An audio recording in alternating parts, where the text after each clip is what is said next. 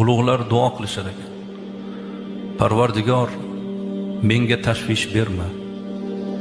Mendagi tashvishni ko'rib ota-onam qiynalmasin. Parvardigor, menga ne'matlaringni ko'paytirib ber. Mendagi ne'matlarni ko'rib ota-onam shodlansin deb so'rashar ekan. Qarang, tashvish bu o'zim uchun qiynalaman demayaptilar. Mening tashvishimni ko'rib otam-onam qiynalmasin. Shuning uchun menga tashvish berma. Ne'mat bu o'zi ichidan xohlagani uchun emas, balki ne'mat mening qo'limdaligini ko'rgan otam-onam quvonsin. Ota-ona shunday bo'ladi.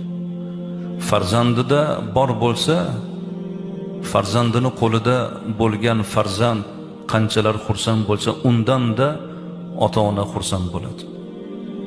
Farzandini tashvishini ko'rsa, farzandidan da tashvishda qoladigan bu ota-ona bo'ladi.